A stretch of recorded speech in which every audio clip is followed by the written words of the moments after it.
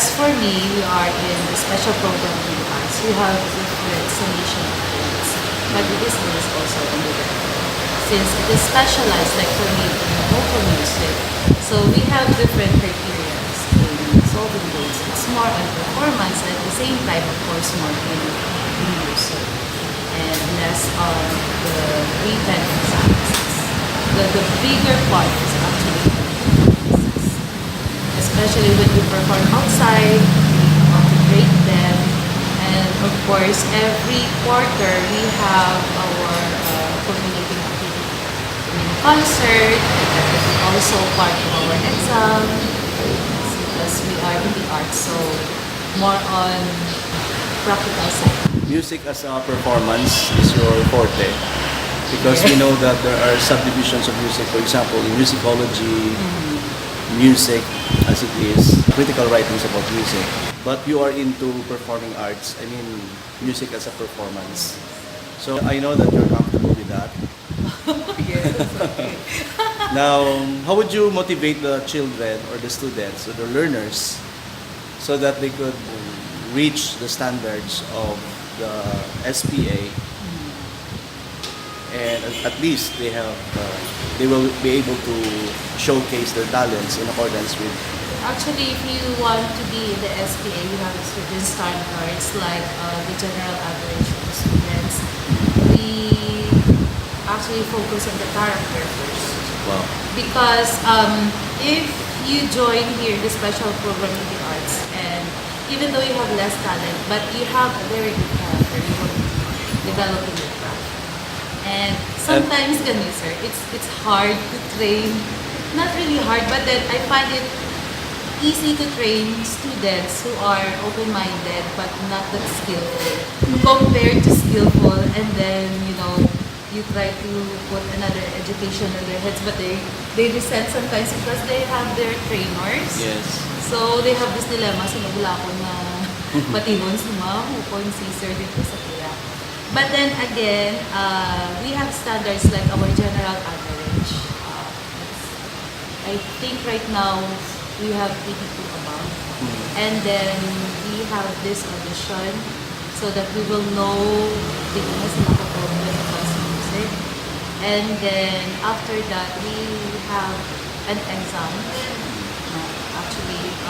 It's actually an online exam na mag-determine na ang bata kung aral siya, good din siya, or hilig din ang music, dance, or theater arts na hindi din siya ma-program.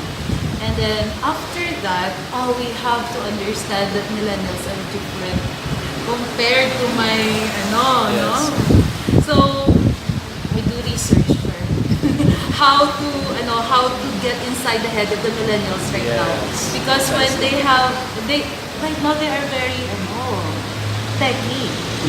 So if I will give them input nga but it's really needed, sir. Okay. I really need to incorporate the techy part.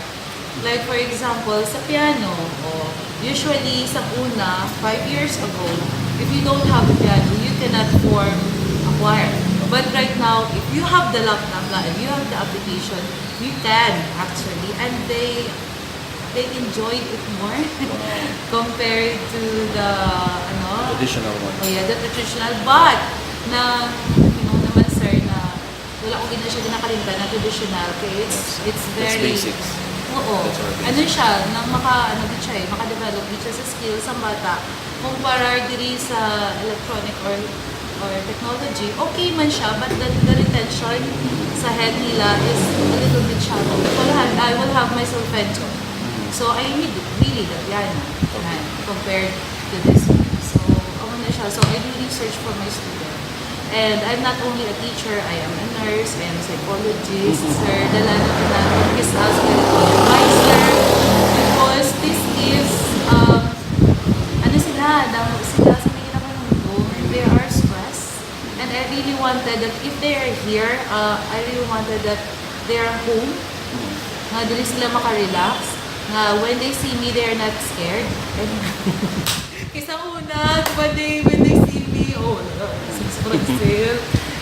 maka-relate din sa prayer kung pero sa buong, Miss Lady, ka maka-connect ka sa iya. So, ang una, sir, I do research for my students and I do research also for myself. Gusto ko din makamake halfway sa ila. More on music improvisation ba ako, sir, important. Yes, that's good. And you were talking about and mentioning about the word character. Yeah. How would you mold them or shape them into somebody who has that character which you are referring to in terms of the biblical standards? How would you infuse biblical? Let's understand that NOH is a concept. So, any religion could come and go. And when you say religion, big, issue. Taboo. Yes, that's right. But then, I really do believe that in the Philippines, 90+% are Christians. Regardless kung Catholic ka man, Lupayan, or Baptist, or Pentecostal, pero we have one. So, I think, gabasa ko ni Sir Daily Bread. Wow. Oo, and then, in the Daily Bread, hindi siya siligid na makaprokus sa isa ka, Verse. isa ka religion or something. Naka-general siya. And then, namin sa Daily Bread, it's because situational. So every time my students have this dilemma, or I will incorporate it on my Daily Bread. on my lessons. Okay. Yes. Like for example, makasiling ako ma-read them. Naisip ko, I will talk about read them, may exercises. Then I will ask them, how do you relate read them into your life? Yan.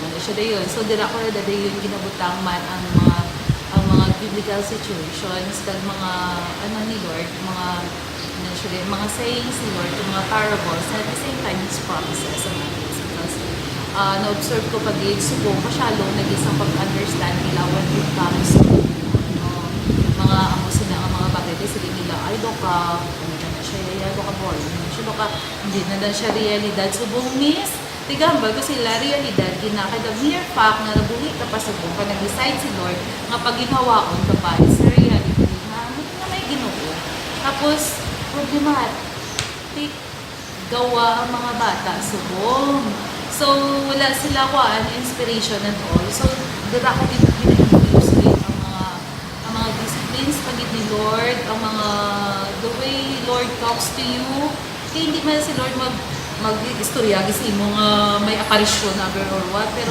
He uses a lot of people man surrounds him to inspire and to tell you frankly sir ang NOHS choir nabuhay because of prayer una sir sa nagasugod-sugod pa lang kami wala man ni siya amuni kami ni subong sa sini nga standard kung wala kami sir ng high school so gina-make sure to get na siya nga before kami mag-start, we do a prayer, a personal prayer, and then sa katapusan, we do prayer man. And we leave it to God. Hindi ba sa tinikal, I am so joyful lang yun nga damo experiences ang mga bata ko nga nag-trial din sila when it comes to contest, to singing, na hatag nila ang 101% nila, it's because na ngayon may guidance. Yun na siya, sir. Our main